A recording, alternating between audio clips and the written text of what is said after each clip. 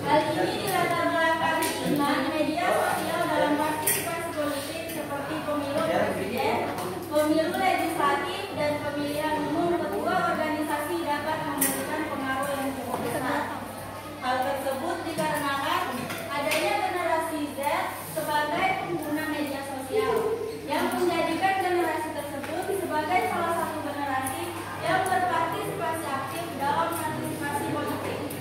Hal tersebut disebabkan karena generasi Z merupakan kelompok generasi kerja terbaru yang memiliki potensi besar untuk menjadi agen perubahan dan berkontribusi dalam pembangunan bangsa.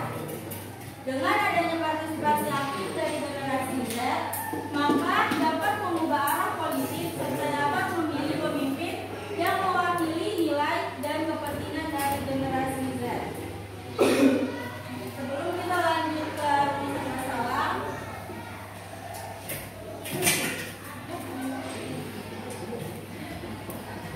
mari kita cari tahu dulu apa itu sosial media, partisipasi politik, dan Gen Z.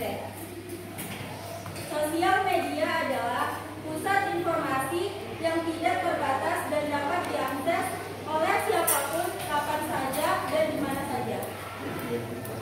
Contoh media populer yang saat ini yaitu ada Instagram, Twitter, TikTok, WhatsApp, Telegram, dan lain sebagainya.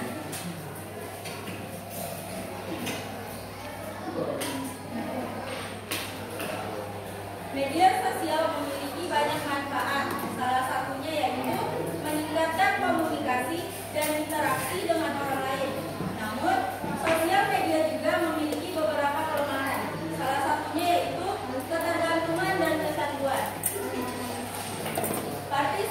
Partisipasi politik adalah kegiatan warga negara dalam memenuhi kebijakan pemerintah dan pemilihan umum. Hal ini mencakup berbagai bentuk aktivitas seperti memilih dalam pemilihan umum, bergabung dengan partai politik, serta berpartisipasi dalam diskusi politik online maupun offline.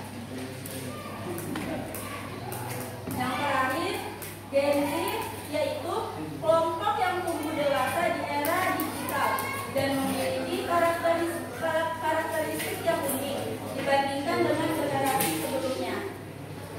Salah satu karakteristik Gen Z yaitu lahir dan tumbuh dewasa di era digital sehingga mereka sangat familiar dengan teknologi dan internet. Mereka juga memiliki sikap kreatif dan inovatif. Mereka sangat suka mencoba hal baru dan mengembangkan ide-ide kreatif. Oke, baik, kita lanjut ke rumusan masalah. Rumusan masalahnya ada 3. Yang pertama, apakah partisipasi Gen Z sangat penting dalam politik? Yang kedua, bagaimana dampak media pada proses politik? Dan yang ketiga, apa yang menjadi tantangan dalam penggunaan media sosial? Mari kita bahas bersama. Sebelumnya, makalah ini memiliki tujuan, yaitu untuk memberikan gambaran dan menganalisis lebih mendalam mengenai pengaruh media sosial terhadap partisipasi generasi Z dalam dunia politik. Ada pula manfaatnya, yaitu membuat partisipasi politik menjadi lebih mudah serta membuat suara Gen Z dapat didengar. Kita lanjut ke pembahasan. Yang pertama ada partisipasi Gen Z sangat penting bagi politik. Mengapa demikian? Karena partisipasi politik generasi Z sangat penting karena mencerminkan kesadaran politik, ketertarikan terhadap isu-isu politik, dan respon mereka terhadap masalah sosial. Tingkat partisipasi pemilih Gen Z pada pemilu 2019 mencapai 91,3%, dan mereka diperkirakan akan semakin aktif pada pemilu 2024. Namun, terlepas dari peningkatan partisipasi pemilih muda, masih ada 19,24% pemilih yang tidak menggunakan hak pilihnya, yang dikenal sebagai golput atau golongan putih. Hal ini menyoroti perlunya keterlibatan politik yang lebih besar untuk mempengaruhi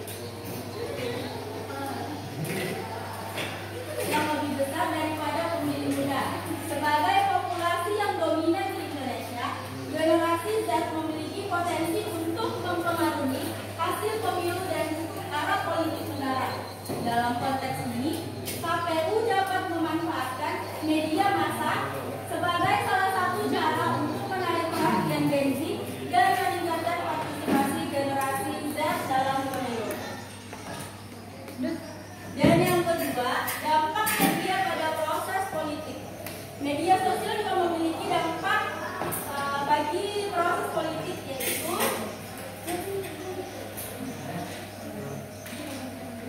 media sosial telah memberikan dampak yang besar pada proses politik dan partisipasi masyarakat dalam berbagai cara. Media sosial telah meningkatkan partisipasi politik dengan memberikan platform bagi masyarakat untuk berdiskusi, berbagi informasi, dan menyuarakan pendapat mereka tentang isu-isu politik. Sehingga media sosial memungkinkan masyarakat untuk terlibat dalam diskusi politik, mengorganisir gerakan sosial, dan mempengaruhi kebijakan publik. Yang terakhir adalah tantangan dalam penggunaan media sosial. Dalam era digital, tantangan muncul ketika media sosial melakukan penyebaran informasi palsu atau hoax, polarisasi opini, dan manipulasi. Kampanye hitam dan serangan pribadi terhadap kandidat dapat dengan mudah menyebar melalui platform, mempengaruhi opini publik dengan informasi yang tidak valid. Hal ini dapat merusak reputasi calon dan mempengaruhi keputusan pemilih tanpa dasar yang kuat. Sementara algoritma platform cenderung mengekspos pengguna pada pandangan serupa untuk memperkuat polarisasi.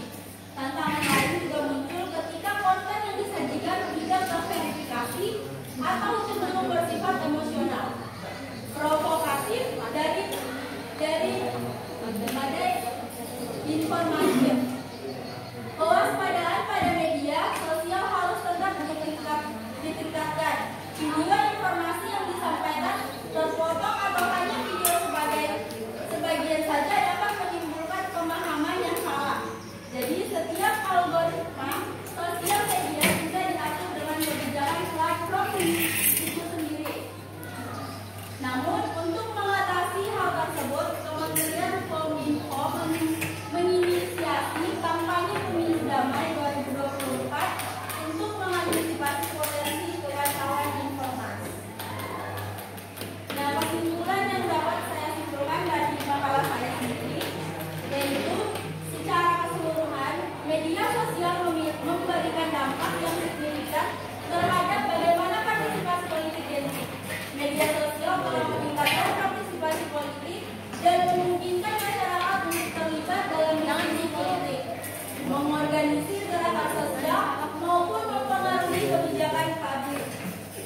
Salah satu dampak positif dari penggunaan media sosial dalam pemilu adalah kemampuannya untuk meningkatkan partisipasi politik dengan cepat, menjangkau massa yang lebih luas, serta menciptakan kesadaran politik di kalangan anak muda, khususnya generasi Z, yang sebelumnya masih kurang tertarik atau kurang terlibat. Hal tersebut membuktikan bahwa media sosial berhubungan erat pada cara pandang masyarakat terhadap politik dan mempengaruhi juga masyarakat termasuk generasi Z.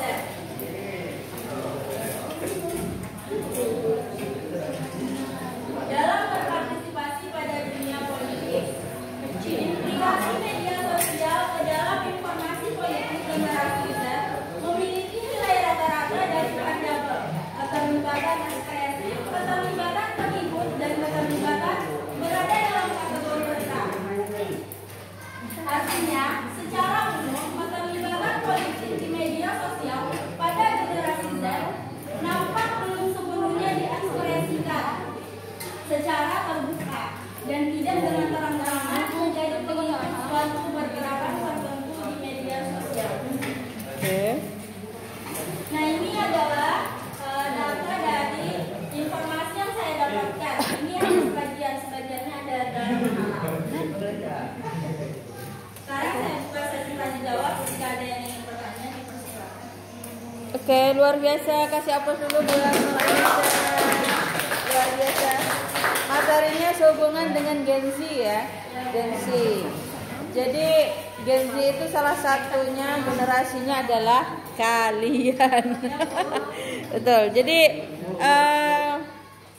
Jadi Gen Z ini adalah kalian sendiri yang disampaikan sama Nuranisa. Jadi banyak sekali ternyata godaan-godaan untuk Gen Z ini di dunia digital, apalagi di media sosial. Nah, yang jadi masalah itu kadang-kadang Gen Z ini lebih mudah percaya pada media sosial begitu saja. Ya, dengan adanya reel yang atau konten yang hanya terpotong kemudian atau 3 menit, 5 detik, pokoknya seperti itu yang membuat sisi informasi setengah-setengah didapatnya dan akhirnya disampaikan ke halayak ramai, halayak orang banyak, ternyata itu hoax dan itu sering termakan hoax gitu ya generasi Gen Z. Oke, kalau menurut Nuranisa sendiri, karena di sini Anissa adalah salah satu Gen Z. Untuk menghadapi hal itu, apa yang bisa dilakukan secara pribadi oleh Anissa sendiri untuk menepis media sosialnya semakin canggih dan semakin hebohnya pemberitaan dan antara hoax dan yang kebenaran itu semakin tipis bedanya gitu. Apa yang bisa Anissa lakukan? Oke, ya dong. Yang secara ya mungkin hari-hari gitu untuk melihat media sosialnya, bagaimana menanggapi itu? Menggunakan media sosial lebih bijak lagi, atau mungkin mengurangi penggunaan HP. Oh ya, jadi mengurangi penggunaan handphone dan juga di saat menggunakan handphone tidak terlalu melihat media sosial gitu ya. Jadi sesuatu. Oke. Aha, jadi melihat berita itu lihat dulu faktanya, baru nanti. Ya, oke. Jadi tidak satu platform saja yang Anissa cari ya, tapi dari platform lainnya gitu ya. Yes. Oke, yang lainnya ada yang mau disampaikan sehubungan dengan Gen Z? Ini bagus sekali materinya yang disampaikan sama Anissa sehubungan dengan Gen Z. Itu adalah salah satu dari dari masalah kalian sendiri. Jadi kalian bisa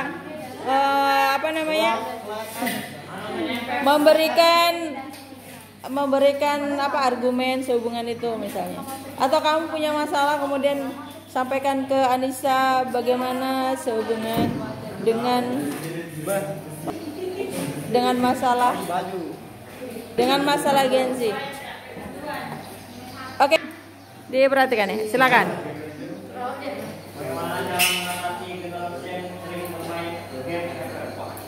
Oke. Bagaimana cara? Oke, betul. Jadi begini,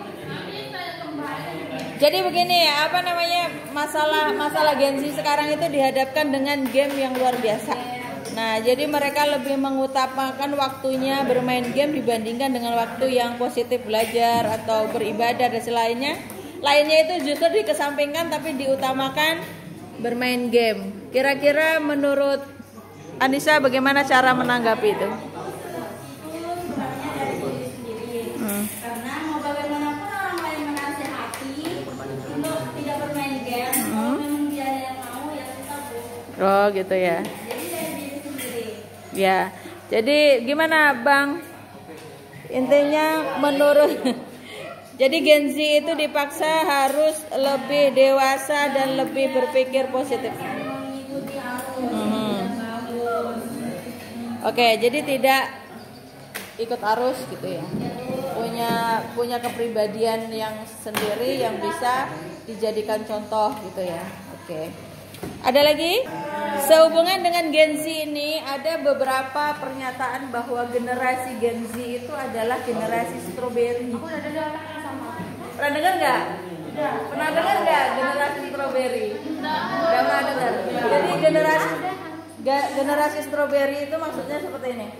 kalau umpamanya dia cepat menyerah, cepat menyerah di saat diberikan diberikan apa namanya motivasi, atau bekerja di suatu tempat tetapi dia tidak tahan karena kondisi misalnya menurutnya lingkungannya nggak sesuai dengan kepribadiannya gitu ya, misalnya toksik, padahal yang toksik dirinya sendiri nggak tahu ya yang toksik siapa, intinya dia tidak bisa mempertahankan dirinya di suatu tempat yang menurut dia itu tidak nyaman.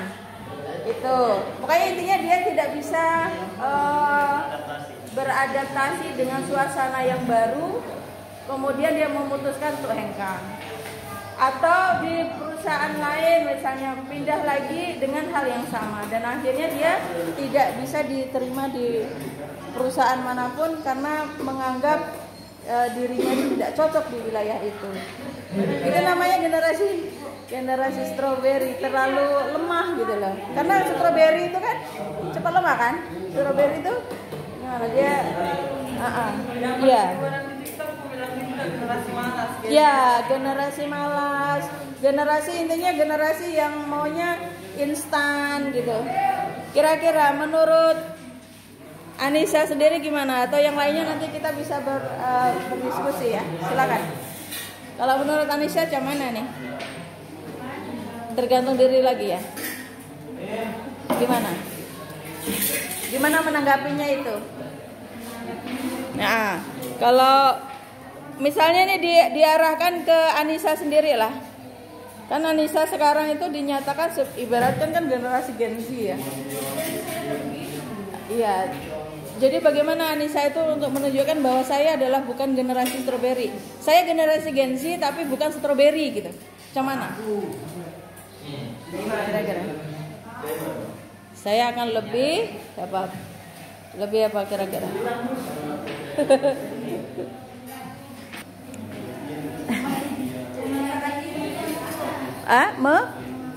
Memaksakan diri untuk berbeda dengan yang lain. Gimana? Apa kira-kira? Ayo, ada yang mau berpendapat? Membantu Anissa atau membantu yang lain? Tidak bisa berkata-kata. Nggak, kalau Anissa sendiri apa yang Anissa lakukan jika suatu saat nanti Anissa itu harus melanjutkan studinya, mampu atau tidak untuk berdiri sendiri atau mandiri, jauh dari orang tua, jauh dari teman, kira-kira mampu enggak? Kemampuannya Anissa itu kira-kira dibuktikan dengan gimana caranya kira-kira? Apa kira-kira? Misalnya apa? Berani apa gitu? Berani mencoba hal yang baru. Kemudian beradab tak? Ya, oke. Terus apa lagi?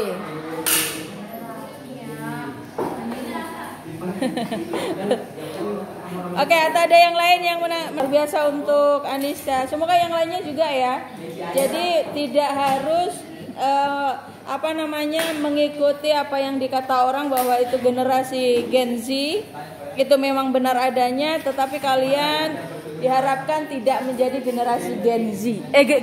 Gen Z yang strawberry, ya. Tapi yang tangguh, yang mau berusaha, yang mau beradaptasi dengan hal-hal baru, mencoba hal-hal yang baru dan lebih mandiri pastinya, ya. Oke. Kira-kira ada kata-kata lagi yang terakhir? Bukan, maksudnya menutup. Silakan. Saya rasa cukup. Ya. Sekian, terima kasih. Assalamualaikum warahmatullahi wabarakatuh. Waalaikumsalam warahmatullahi wabarakatuh. Aplaus yang meriah dulu. Semangat. Aplaus yang semangat. Oke, terima kasih.